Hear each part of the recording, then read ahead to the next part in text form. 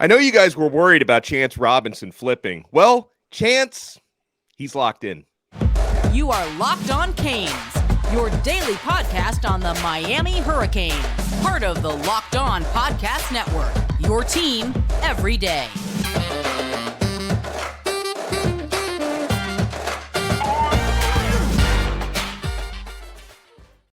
Happy Sunday. I'm Alex Donno, your host, University of Miami alumnus, longtime South Florida sports radio vet, and contributor to allhurricanes.com. And thank you so much, even on a Sunday, to the everydayers for making Locked On Canes your first listen. And you know we bring it strong when we do Sunday episodes. And we have one of the show favorites here. Brad Tejeda joins us, canesinsight.com. We love talking recruiting with Brad. And Brad, you've got Bo Bradbury paintings behind you. That freaking T-shirt you have on is pretty epic. I know that like the audio listeners are like, I want to see it. I want to see it. If you're watching on YouTube, you can see what Brad is rocking. You are all Cane today and every day, my friend. How are you? Absolutely, man. Appreciate you having me on this great Sunday. Big list of visitors once again from Miami, and a lot of great intel that we'll be talking about here shortly. It should be a good next few couple weeks.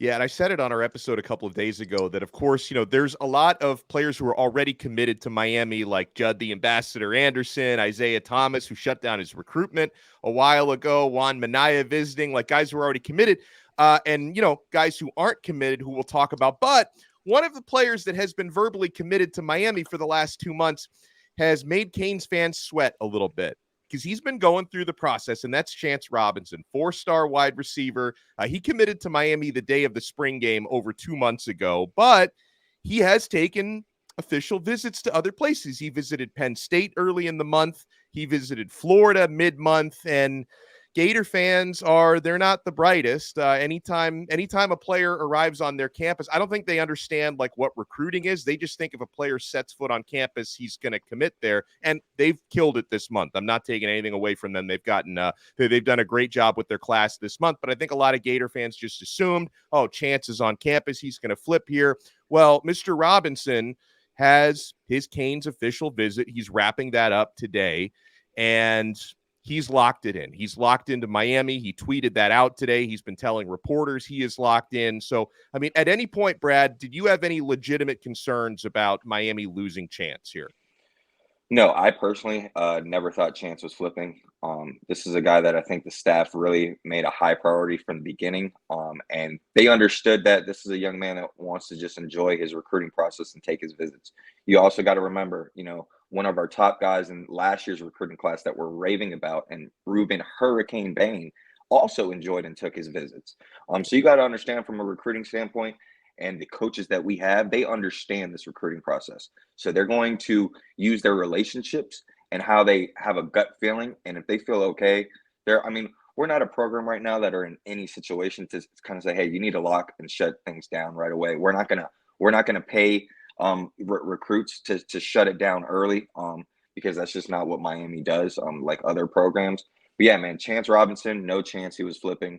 And I like where we stand with a lot of his Miami Garden Ravens teammates as well. You got JoJo, Jeremiah, Ryan Mack, a few other guys. So we'll see what happens. Lil Wayne McCoy too. You want to talk about flipping? That's another guy on flip watch. Well, why don't we talk about him now? And Lil Wayne McCoy, he was on campus today, Sunday, 7-on-7, spending some extra time with Miami's coaches. He was not an official visitor this weekend, but there is buzz that Miami is going to get an OV for him coming up in the fall. Lil Wayne McCoy, before he committed to Florida State in mid-April, and prior to that, it seemed like he was trending strongly to Miami and he really wanted to be a Hurricane, but Florida State, like, credit to them, they were able to change the narrative in mid-April, but Miami's trying to get back in for Lil Wayne McCoy. Where do you think the Hurricanes stand right now, Brad, in terms of a possible flip?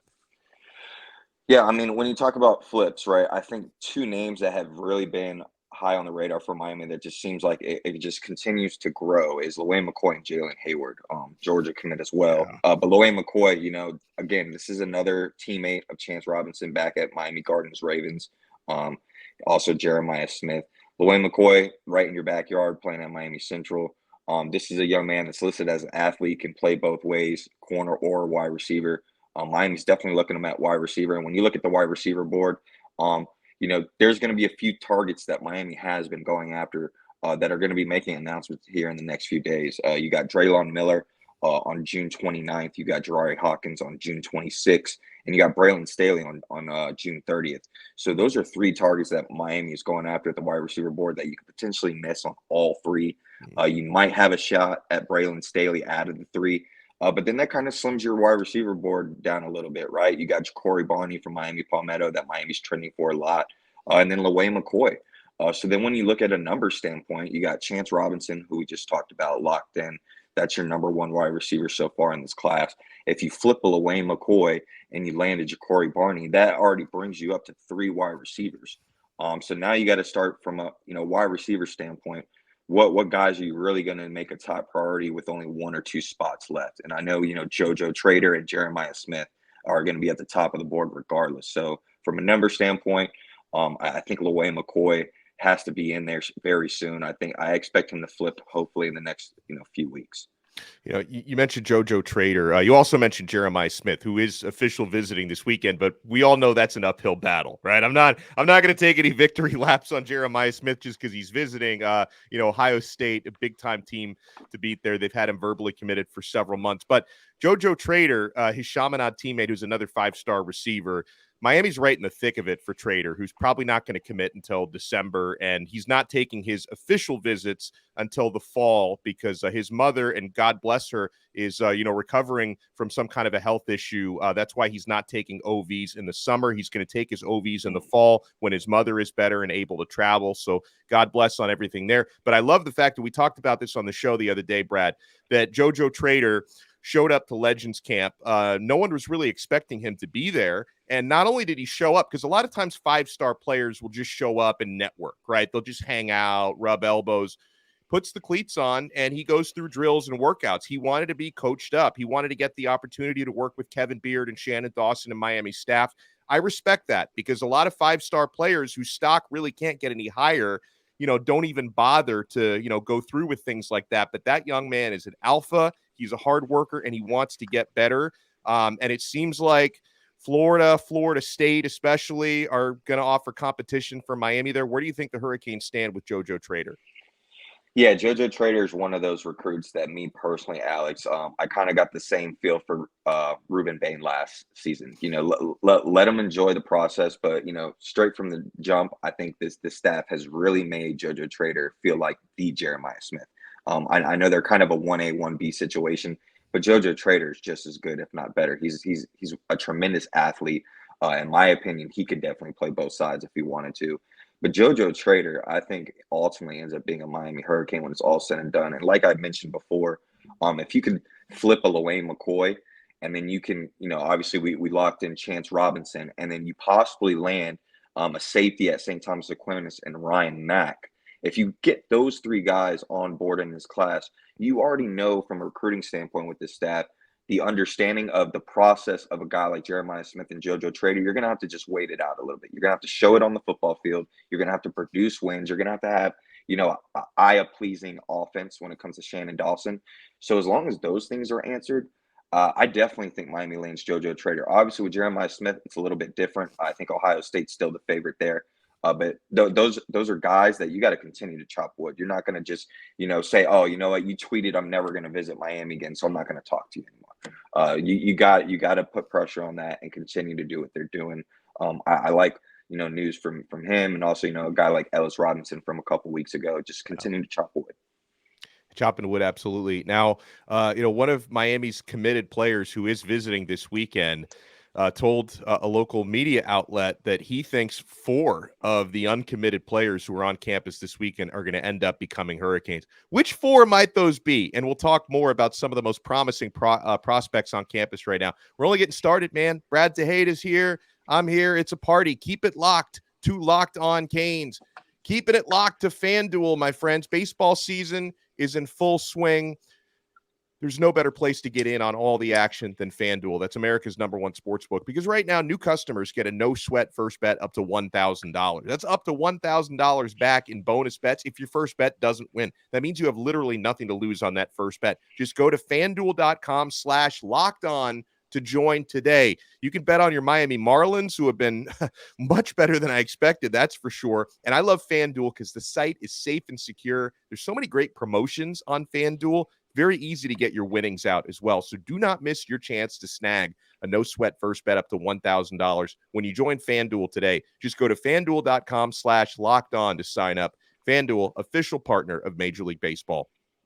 Thank you so much for making Locked On Canes your first listen today. And for the everydayers, if you want to take your everydayer experience to the next level, join our exclusive SMS texting service through Subtext. I'm including a link in the show description below. I drop some Donno balls on there from time to time. We talk a lot of recruiting this time of year. I give you guys show previews and sometimes just random thoughts swirling through my head. And you can chat with me one-on-one on the subtext as well. So click the link in the show description below. Completely free if you want to try it for 14 days. And then if you like it, you want to opt in, $4.99 a month. If you don't like it, no sweat, just opt out and we'll all go along with our lives. Brad Tejeda is with us talking recruiting with Mr. Tejeda from Canes Insight. So Brad, it was offensive lineman Juan Minaya from Paramus, New Jersey. He's one of the committed Canes who is taking his official visit this weekend. And Matt Shodell from Cane Sport, who does a great job, wrote that Juan Minaya told him he thinks 4 official visitors from this weekend are going to be committing to Miami at some point. Now, I think one of those, tell me if you agree or disagree, could be Jacory Barney, who we talked about, the Palmetto receiver, who had been trending to Nebraska, but he balled out at a 7-on-7 at Miami's campus, got an offer from Miami, and things have been trending very quickly in Miami's direction for him. Yeah, absolutely. I think Jacory Barney is, one of the top guys that I would expect to be a Miami Hurricane. Like you mentioned, he did a great job over at a 7-on-7 camp and performed very well. Got Kevin Beard's attention and the staff. And this is a guy in your backyard at Miami Palmetto that I expect to possibly have a commitment date here pretty soon. When you think of other guys that are on campus currently that possibly may make an announcement sometime soon. You also got Ryan Mack, St. Thomas Aquinas safety, like I mentioned before, has a lot of good relationship and ties to a lot of other big-time targets that we're going after. Not to mention, when you turn on his tape and look at his offer sheet, this isn't a guy that you're just asking to get an offer or commit to Miami because of a relationship standpoint with other recruits, right? This guy has a very good quality list of offers. I believe, Alabama, Auburn, a few other teams have offered them. It's just, are they committable offers, right? And I think Miami is going to be one of the programs that will give that committable offer. And I think it's a win-win scenario from a recruiting standpoint on Miami's end, and for a guy like Ryan Mack, whose dad is Coach Rod Mack, who was the coach of all these phenomenal players that we're going after back in the day. So I like where we stand with those two guys. There are a few offensive linemen that will be making some announcements soon and some later. You got Zuri Madison, who's pretty much down between Arkansas and Miami. I expect him to make a commitment announcement either Tuesday or Wednesday of next week. I like Arkansas right now. Yeah, me too. It's really a toss-up, but I think Arkansas may end up getting that one. Then you also got Derek Plaz from Jacksonville, Florida. He was committed to Penn State. Ended up decommitting to Penn State after Miami kind of, was sidetracked and didn't really know that was going to happen. So they got that official visit. He also visited NC State this past weekend. I think NC State and Miami are both in a good battle for Derek Plaz as well. You also got App State in the mix for him. And then you also got Moritz Schmo. I don't know how you pronounce his last name. But Schmoranzer. Well, I interviewed, and it's funny, when I interviewed him off the air before we started, I'm like, bro, you got to say your name for me so I don't butcher it. Schmoranzer. Schmoranzer, there you go. So he has a commitment date of June. He's got a commitment date of June 30th as well. He just announced. So that's another guy that will be making an announcement. That's between Virginia Tech, Miami, and Pittsburgh, I believe, in West Virginia. And then Isendre Ahfua, who's one of the top 5 interior offensive linemen in the country out of Seattle, Washington. That's my guy. This is a guy that, him and his family really loved to visit this weekend. They thought from an academic standpoint, they really loved, the smaller classroom. Shout out to our guy, Gabby Urrutia, who drops incredible information on the 24/7 boards. He was able to post that along with the productivity. Isendre Ahfua knows the ins and outs of what Alex Mirabal and Mario Cristobal bring to the table from an offensive line standpoint. And he really notices not only them, but he notices, a young guy in Francis Mayagoa who's building a really good relationship with him. Unfortunately, Mayagoa wasn't here this weekend to kind of take part of that official visit. But I think Miami's in a very good spot with him, along with Georgia and Texas A&M. So those are going to be some of the interior offensive linemen. And then obviously the defensive line is kind of where everybody is wanting to talk about. You got so many names that have been coming up every single week, every official visit. It seems like that there's names all around the board, whether it's Dylan Stewart, David Stone, Colin you got Simmons. Colin Simmons, and then again, Kamarion Franklin. Yeah. First week of June, Kamarion Franklin came for an official visit. This is a Mississippi native who, if many don't know, Coach Woodle, tight end coach, he actually grew up on the same block as Kamarion Franklin. I So didn't know that. they have a very good Wow. relationship. This is a guy that's actually the head recruiting in the Kamarion Franklin recruiting visit. Even though he coaches on the opposite side of the ball, they have a very good relationship. He's been the lead guy on that, and he's knocking it out the park. This is a guy that's visited other SEC programs. He canceled an official visit to come back to Miami this past weekend. And I mean, from the pictures, from the articles, from the news you've been hearing, from things I've been hearing, I've been able to talk to Kamarion a couple times, and this man loves Miami.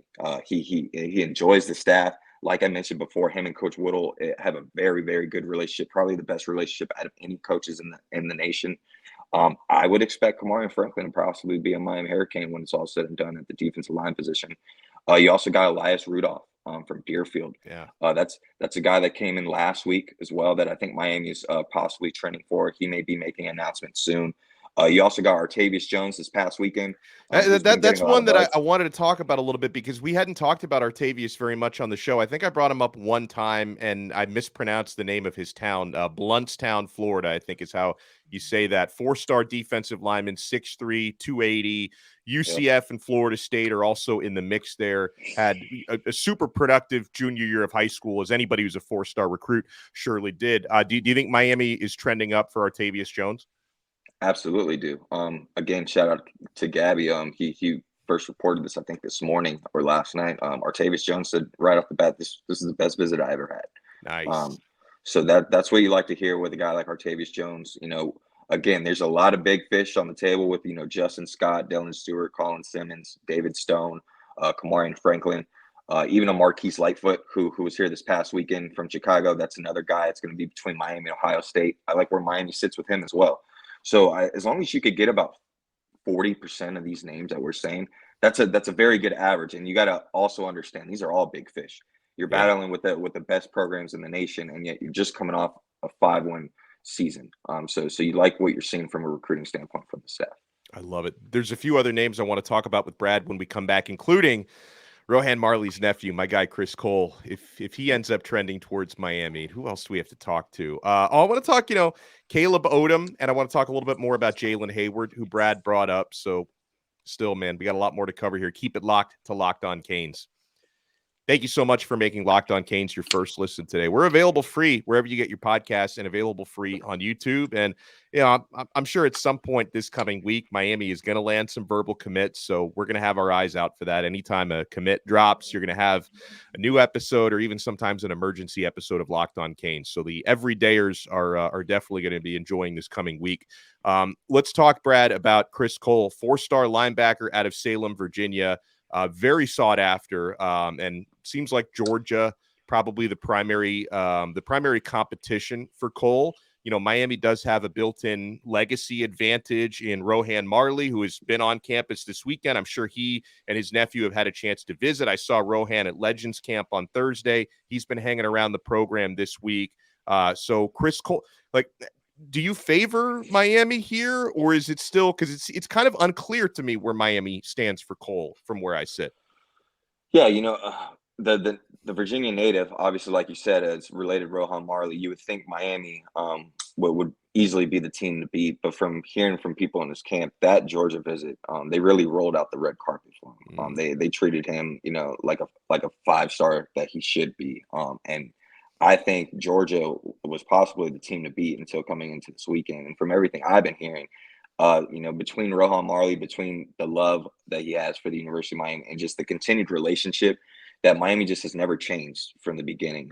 You hear that with a lot of recruits that you talk to, that the consistency level of relationship and just having an overall outlook of a plan, not just with football, but with life after football, whether it's academics, whether it's a 10 or 20-year plan. These coaches and this staff really do a good job at kind of laying an overall blueprint of what's to come for Miami, especially with the facilities. Once we produce wins on the football field and we have a true facility, state-of-the-art facility that we can really show these top recruits, Miami's going to be really tough to beat for a lot of these guys. But I think right now, Chris Cole, it's between Miami and Georgia. I like where Miami sits with him.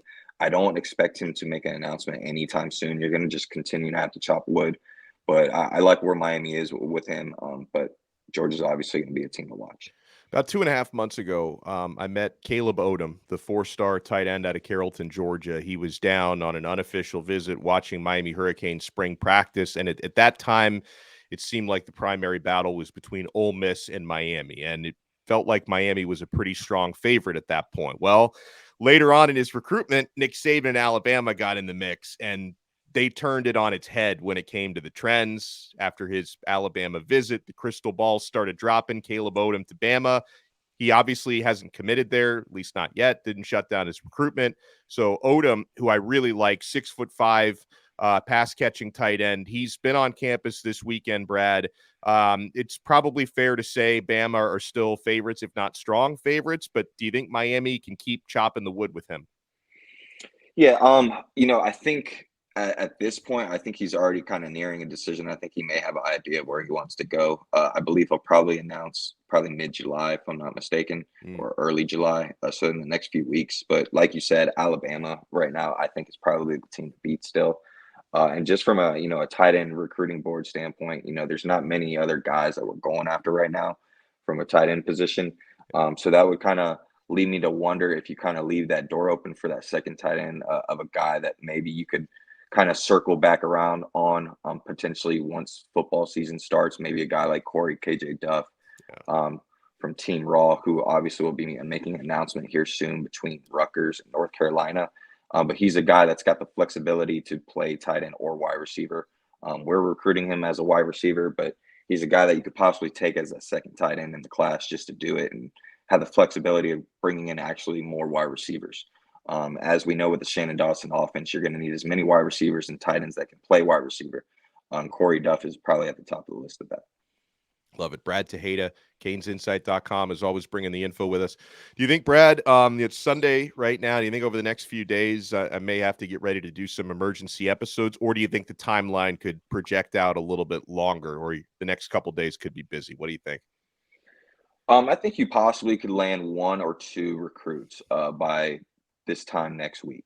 I think probably midweek you may get 1, possibly 2.